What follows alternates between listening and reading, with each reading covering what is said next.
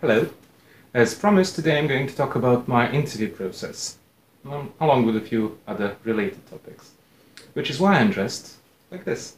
Before I begin, if you're not in the loop yet, please take a look at my previous video and get caught up. You can either click this annotation or find the link in the description. First of all, I think I owe you a brief explanation, just so you don't think I'm talking out of my butt. Here in Serbia, I've held relatively high positions in a few companies that I've worked for, which enabled me to be on the receiving end of job searches.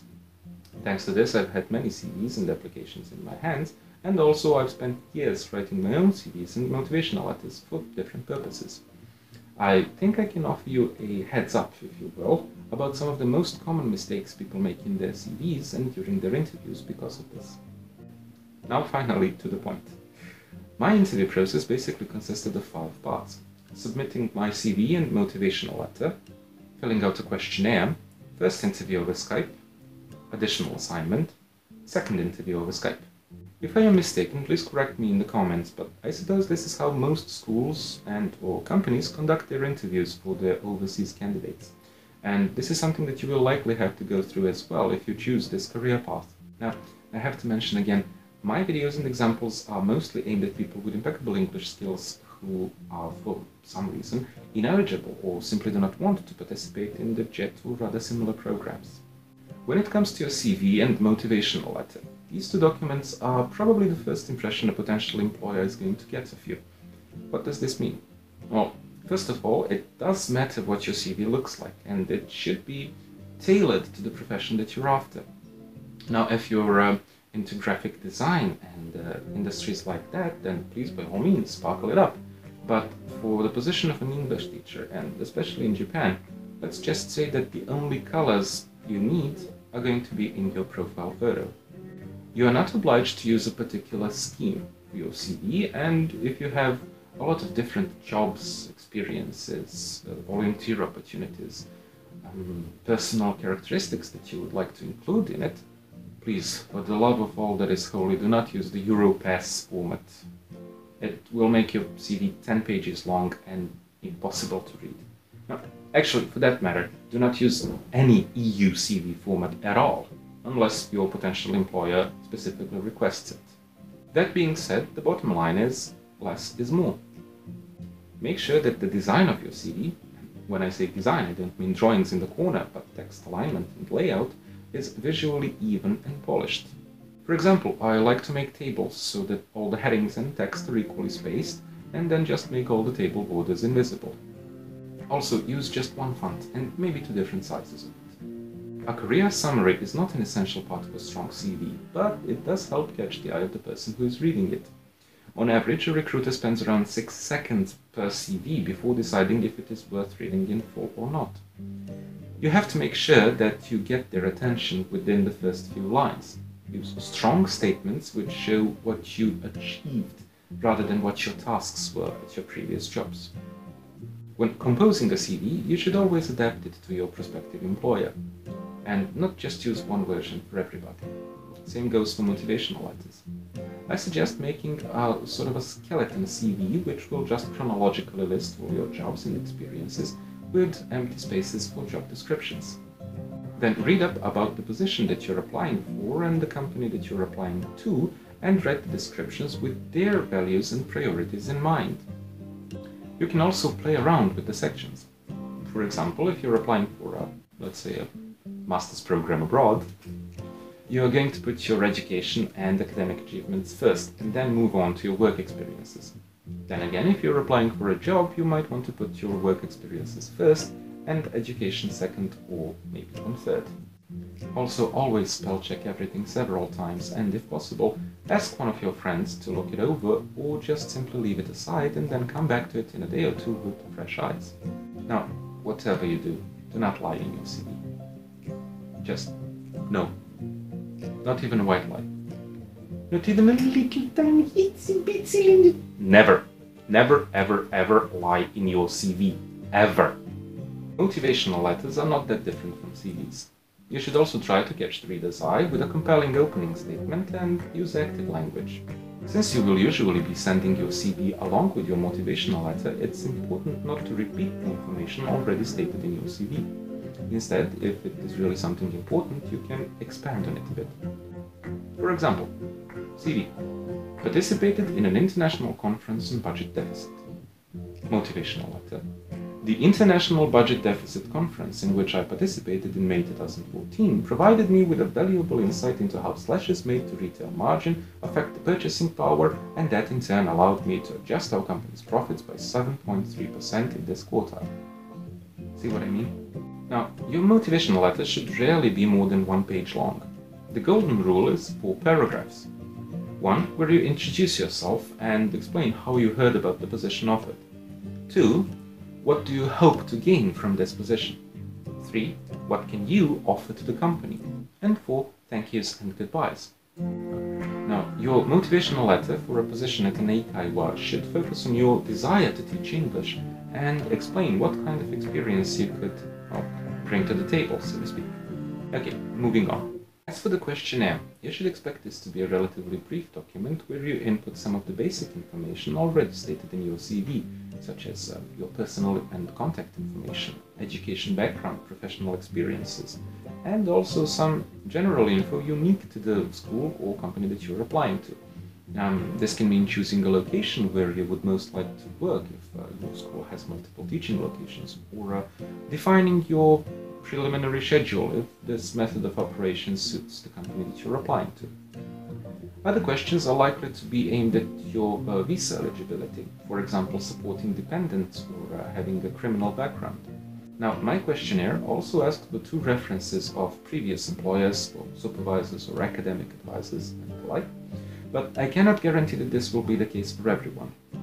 If they do ask you for these documents, make sure you contact a person who indeed has something nice to say about you and get them to send in their recommendation by the specified deadline. You should expect to receive detailed instructions as to the format and contents of these recommendations, as well as who should send it to which address.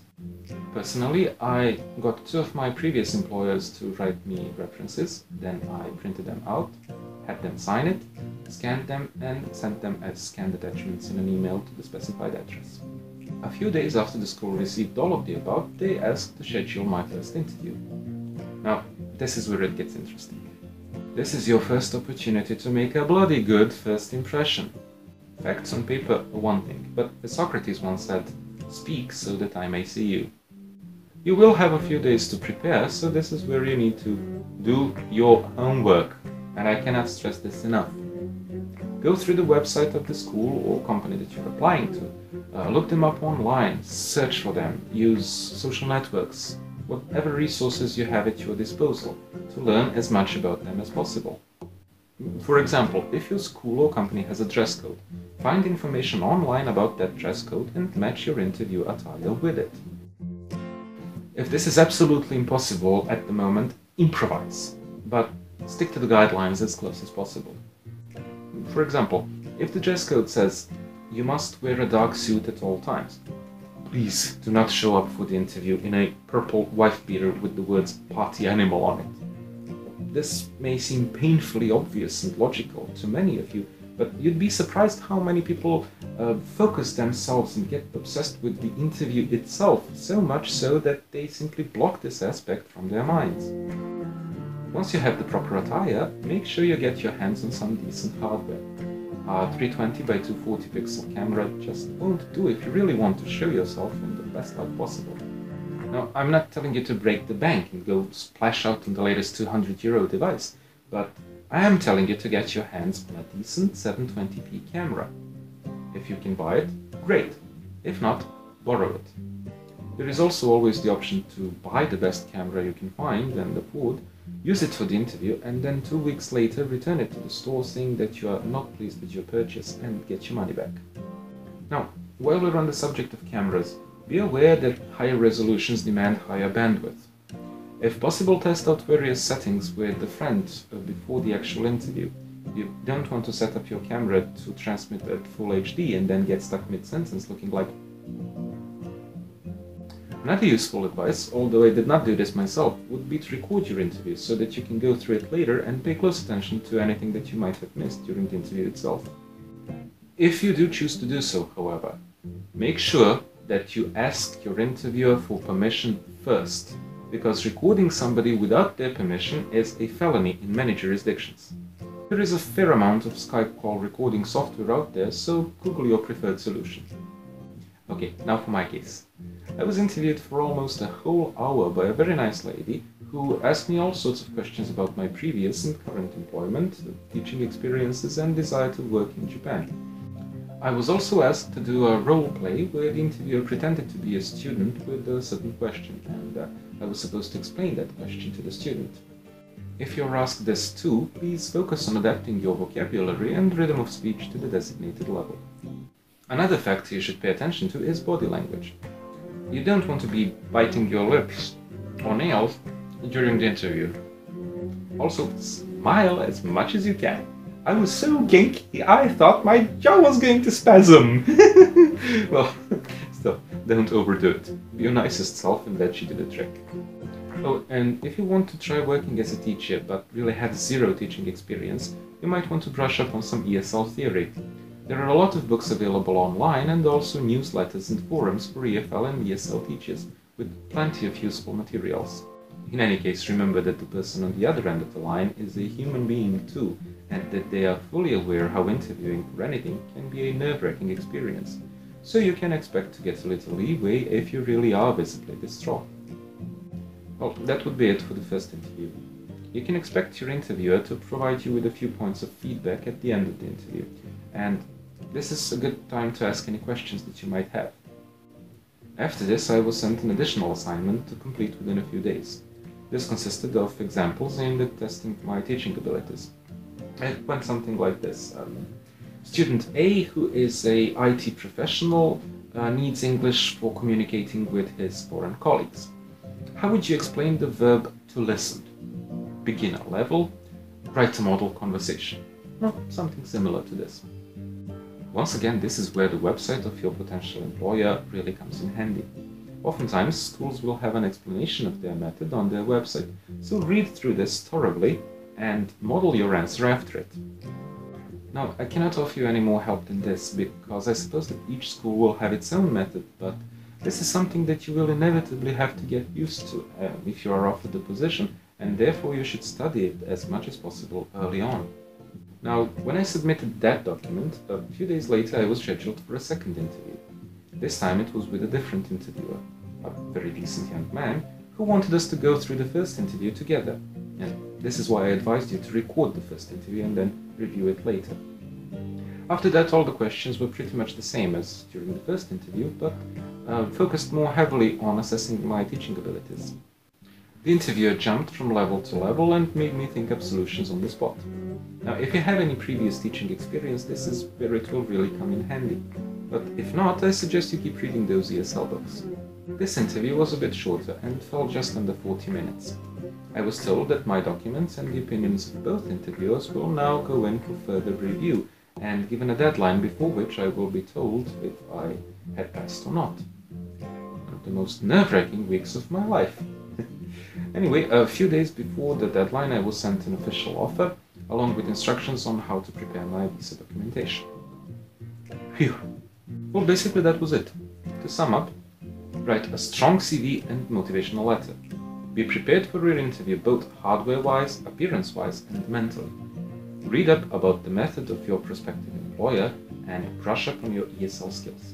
Now, I hope that this video will come in handy to anyone looking for a job and not just to those hoping to come to Japan, but is there something I missed? Do you have any questions?